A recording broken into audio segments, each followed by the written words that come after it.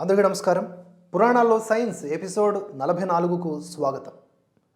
భూమి గోళాకారం ఈ అంశానికి సంబంధించి మనం కొన్ని ఆసక్తికర విషయాలు ఈ ఎపిసోడ్లో తెలుసుకుందాం.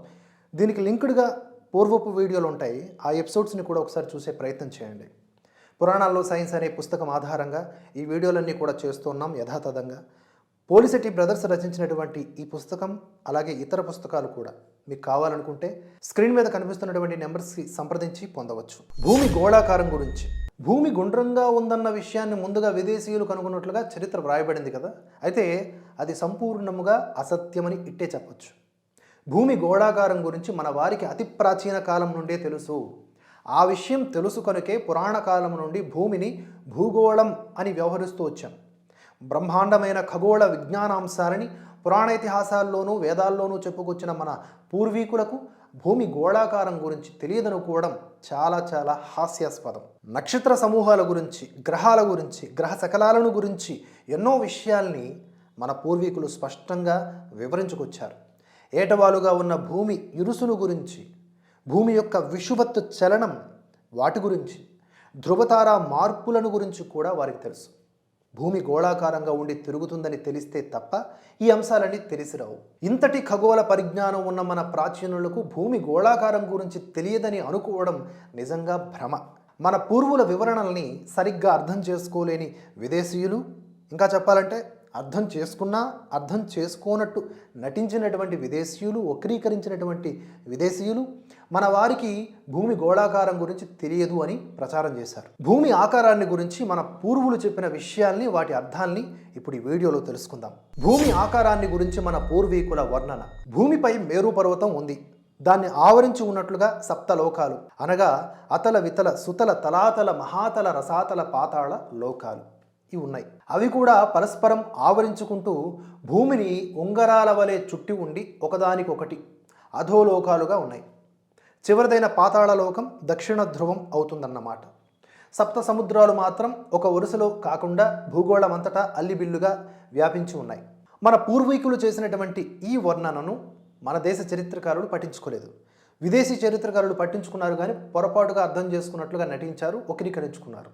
ఆ పొరపాట్ల వల్లనే ఈ వర్ణనకు ఒక తప్పుడు ఊహా చిత్రాన్ని గీశారు. అనతోలీ తోమిలిన్ అనే రష్యన్ రచయిత తాను వ్రాసినటువంటి భూమి ఇలా ఉందని ఎలా కనిపెట్టారు అనే పుస్తకంలో ఈ వర్ణనను ఉదహరిస్తూ దాన్ని బట్టి ఈ విధమైనటువంటి తప్పుడు ఊహా చిత్రాన్ని గీశారు. మీరు స్క్రీన్ మీద చూడవచ్చు. మేరు పర్వతం మొదటిదైతే అందులో అతలలోకం, వితలలోకం, సుతలలోకం, తలాతలలోకం, మహాతలలోకం, రసాతలలోకం, పాతాళలోకం. సరిగ్గా గమనించండి. సమతలంగా ఉన్న ఒక ప్రదేశంపై మధ్యలో మేరు పర్వతం అంటూ ఒక పర్వతాన్ని గుర్తించి దాన్ని చుట్టూ వలయాలుగా మాదిరిగా కొంత దూరాల్లో గీతలు గీస్తూ 7 లోకాలను, వాటి మధ్య సముద్రాలను సూచించుకుంటూ వచ్చాడు అనతోలీ తోమిలిన్. ఈ రష్యన్ రచయితకు పూర్వ భారతీయులు చేసిన భూగోళ వర్ణన ఏమాత్రం సరిగ్గా అర్థం కాలేదు. అందువలనే ఇంతగా పొరబడ్డాడు. తనకు అర్థమైనంత మేరకు ఒక తప్పుడు ఊహా చిత్రాన్ని గీసేసి భారతీయుల ఉద్దేశ్యంలో భూమి ఆకారం బల్లపరుపు అని తేల్చి చెప్పేశాడు. ఎందరో ప్రపంచ మేధావులు కూడా ఇదే భ్రమలో ఉండిపోయారు. అయితే మన పూర్వీకులు ఇచ్చినటువంటి వర్ణనకు సరైన విశ్లేషణ చేసి యథార్థాన్ని ఇప్పుడు మనం తెలుసుకుందాం. మన పూర్వులు మేరు పర్వతంగా చెప్పినటువంటి స్థలం నేటి మన ఉత్తర ధ్రువ ప్రాంతంలోనిదని మనం పూర్వపు వీడియోల్లో చెప్పుకున్నాం సవివరంగా. దాన్ని బట్టి మన పూర్వుల దృష్టిలో భూమి ఆకారం విషయాన్ని తెలుసుకుందాం. ఉత్తర ధ్రువ ప్రాంతంలో మేరు పర్వతం ఉంది. అక్కడి నుండి క్రిందకు దిగుతూ అక్షాంశ రేఖల మాదిరిగా 7 గీతలను మొత్తం భూమి చుట్టూ వలయాలుగా ఊహించుకోవాలి. అప్పుడు ఉత్తర ధ్రువం కాకుండా దాని క్రిందుగా ఏర్పడినటువంటి 7 భాగాలను 7 లోకాలుగా తీసుకోవాల్సి ఉంటుంది. అంటే ఇప్పుడు భూమధ్య రేఖకు సమాంతరంగా మొత్తం భూమిని 8 భాగాలుగా చేసినట్లయింది. ఒక్కొక్క భాగము 22.5 డిగ్రీల ప్రాంతాన్ని ఆక్రమించి ఉంటుంది. మన పూర్వీకులు ఇచ్చినటువంటి వర్ణన ప్రకారం భూమి యొక్క యథార్థ ఊహా చిత్రాన్ని ఈ విధంగా మనం చూడవచ్చు. ఒకసారి స్క్రీన్ మీద చూడండి. అతలలోకం, వితలలోకం, సుతలలోకం, తలాతలలోకం, మహాతలలోకం, రసాతలలోకం, పాతాళలోకం. ఇది దక్షిణ ధ్రువం. ఉత్తర ధ్రువం పైనుండే ఆకాశ భాగం నుంచి చూస్తే ఇప్పుడు చెప్పినటువంటి 7 లోకాలు ఉత్తర ధ్రువాన్ని అంటే మేరు పర్వతాన్ని ఆవరించి ఉన్నట్లుగా, లోకాలు కూడా పరస్పరం ఆవరించుకుని ఉన్నట్లుగా, అవి భూమి చుట్టూ ఉంగరాల వలె చుట్టూ ఉన్నట్లుగా, ఒక లోకానికి మరో లోకం అధోలోకంగా ఉన్నట్లు కనిపిస్తుంది. ఈ సందర్భంలో అధోలోకాలంటే భూగర్భంలో ఉన్నాయనుకుని భ్రమపడితే మాత్రం పూర్వీకుల వర్ణన దానికి ఏ విధంగానూ సరిపోదు. ఒక లోకాన్ని మరో లోకం ఆవరించినట్లుగానే ఉండాలి. అప్పుడే వారి వర్ణన సరిపోతుంది. ఆ విధంగా సప్తలోకాలు భూగోళం చుట్టూ ఆవరించుకొని ఒకదానికొకటి అధోలోకాలుగా ఉండాలంటే భూమి గోళాకారంగానే ఉండి తీరాలి. మరోలా ఉంటే అది అసాధ్యం. ఇప్పుడు ఈ బొమ్మలో చూపిన విధంగా భూగోళ ఉపరితలంపై అంటే అక్షాంశాల మాదిరిగా గీతలు ఊహించుకొని వాటి మధ్యలో లోకాలను గుర్తిస్తేనే పూర్వీకుల వర్ణన 100కి 100 పాళ్ళు సరిపోతుంది. సప్త సముద్రాలు మాత్రం భూగోళమంతటా అల్లిబిల్లిగా వ్యాపించి ఉంటాయి. సో మొత్తంగా ఈ చర్చను బట్టి చూస్తే భూమి గోళాకారం గురించి మన పూర్వీకులు గ్రహించినట్లుగా తెలుస్తుంది. అంతేకాదు పాతాళలోకం వరకు అంటే దక్షిణ ధ్రువం వరకు అన్ని ప్రాంతాలను చెప్పుకొచ్చారు కనుక భూగోళంపై వివిధ ప్రదేశాలను గురించి కూడా వారికి తెలుసు. భూగోళం గురించి ఇప్పుడు ఇచ్చినటువంటి ఈ యథార్థ ఊహా చిత్రాన్ని చరిత్రకారులు వేసుకొని ఉంటే వారికి అసలు విషయాలన్నీ తెలిసేవి. వారు పొరపాటుగా తప్పుడు ఊహా చిత్రాన్ని గీసుకొని పొరపాటుగానో కావాలను మొత్తానికి గీసుకొని మన ప్రాచీనుల విజ్ఞానాన్ని అర్థం చేసుకోలేక రకరకాల వక్రీకరణలు చేశారు. ఇప్పటికీ ఇటువంటి పొరపాట్లు ఎన్నో ఉన్నా కూడా సరిదిద్దుకోవడం జరగట్లేదు. నేటి మన చరిత్రకు వచ్చినటువంటి గ్రహచారం ఇదే. భూమి గోళాకారం గురించి మన ప్రాచీనులకు తెలుసునని ఋగ్వేదంలోని ఒక వర్ణన ద్వారా కూడా అర్థమవుతోంది. ఋగ్వేదంలోని 10:37 సూక్తంలో సూర్యుడు చీకటిని తరిమివేస్తాడని, 7:63 సూక్తంలో చీకటిని చుట్టుముట్టి సముద్రంలో పడివేస్తాడని ఉంది. సూర్యుడు చీకటిని చుట్టుముట్టి సముద్రంలో పడేస్తాడనే మాటను క్షుణ్ణంగా పరిశీలించండి. భూమి బల్లపరుపుగా ఉంటే ఇది ఎలా సాధ్యమవుతుంది? బల్లపరుపుగా ఉండే భూమి మీద సూర్యుడు ఉదయిస్తే నేల ప్రాంతం మీద సముద్రాల మీద కూడా మొత్తం చీకటి తరిమివేయబడుతుంది కదా. ఇక సముద్రంలోకి చీకటిని తోసేయడం ఎలా సాధ్యం? ఈవల వైపు ఆవలి వైపు అంటూ భూమి 2 వైపుల్ని కలిగి ఉంటేనే ఇది సాధ్యం. భూమి యొక్క పూర్వార్ధగోళంలో సూర్యోదయం అయితే అక్కడుండే చీకటి పశ్చిమార్ధగోళానికి నెట్టివేయబడుతుంది. ఇలా జరగడాన్ని సూర్యుడు చీకటిని చుట్టి సముద్రంలో పడేయడంగా ఋగ్వేదంలో వర్ణించారు. భరతఖండ నివాసులుగా ఉన్న కాలంలో ఋగ్వేద ఋషులు ఈ వర్ణన చేశారు.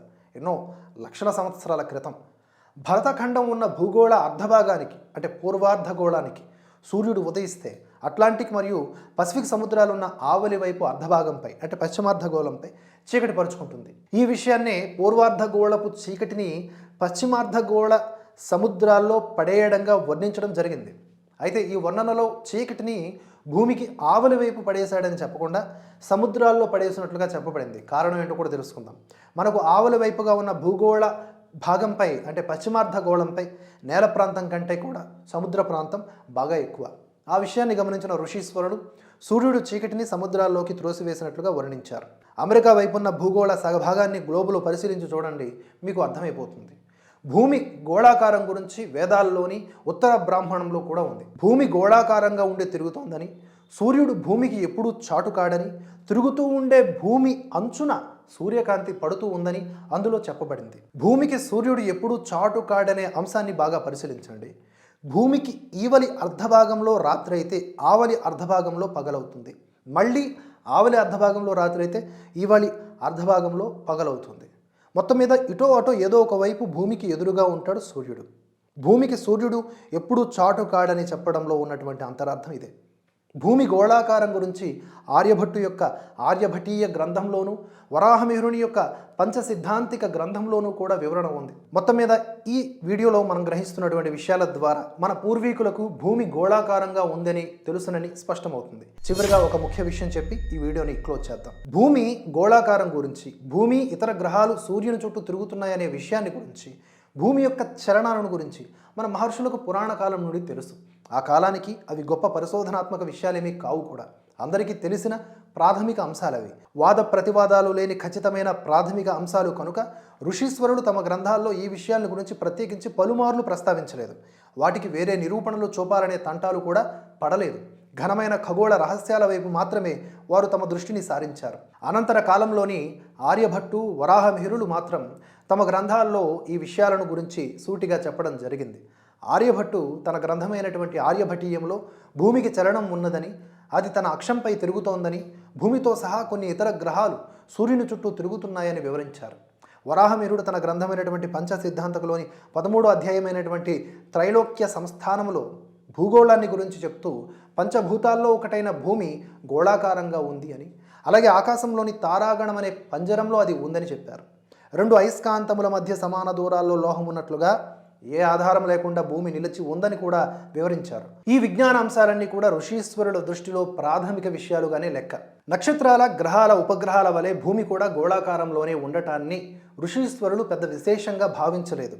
దాన్ని అతి సాధారణ విషయంగా తలచారు. అందుకే గొప్పగా పలుమార్లు ఆ విషయాన్ని చెప్పడం జరగలేదు. ప్రస్తుత కాలంలో మనం బంతి అనే ఆట వస్తువు గురించి ఏదైనా చెప్తున్నాం అనుకోండి, బంతిని గోడకేసి కొడితే తిరిగి వెనక్కి వస్తుందని, నేల మీద కొడితే పైకి లేస్తుందని ఇలా చెప్పుకుంటూ పోతాం తప్ప బంతి గోళాకారంలో ఉంటుందని, బంతి ఒక గుండ్రని వస్తువు అని ప్రత్యేకించి చెప్పం కదా.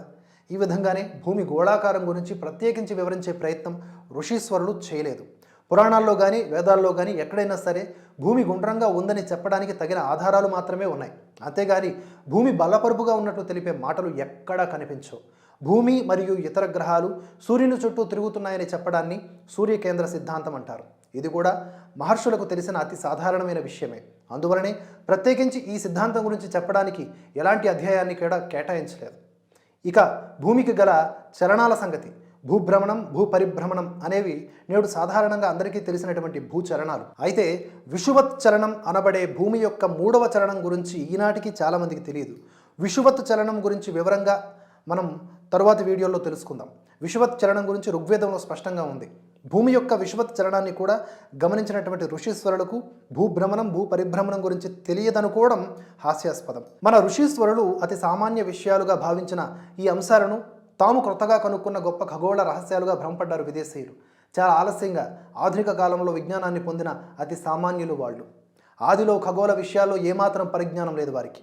భూమి బలపరుపుగా ఉందనే తప్పుడు ఊహతోనూ, భూమి చుట్టూ సూర్యుడు తిరుగుతున్నాడనే పిచ్చి ఊహతోనూ, భూమికి చలనాలు ఉన్నాయని తెలియని అయోమయ అవస్థలోనూ వారు ఉండేవారు. కాలక్రమేణా మెల్లగా యథార్థాన్ని గ్రహించి ఆ తప్పుడు ఊహల్లోంచి బయటపడ్డారు. తాము తెలుసుకున్న ఆ ప్రాథమిక అంశాలనే బృహత్తరమైన ఖగోళ రహస్యాలుగా భావించి సంబరపడిపోయారు. పైగా భారతీయులకు ఈ విషయాలేవి తెలియవని తప్పుడు ప్రకటనలు కూడా చేశారు. మన ప్రాచీన విజ్ఞానం మనకే తెలియని దురవస్థలో ఉన్నాం కనుక విదేశీ ప్రకటనలకు తలలు ఊపేశాం. ఇప్పటికైనా మించిపోయింది ఏమీ లేదు. కళ్ళు తెరిచి మన ప్రాచీన విజ్ఞానాన్ని తెలుసుకోవడానికి నడుం కట్టొచ్చు. పూర్వ భారతీయ విజ్ఞానాన్ని ప్రపంచమంతటా ఎలుగెత్తి చాటొచ్చు. మరో ముఖ్యమైనటువంటి అంశంతో మరో వీడియోలో కలుసుకుంటాను. ఈ వీడియో గురించి మీరేమనుకుంటున్నారో నా కామెంట్స్ రూపంలో తెలియజేయండి. అందరికీ ధన్యవాదాలు. జై హింద్, జై భారత్.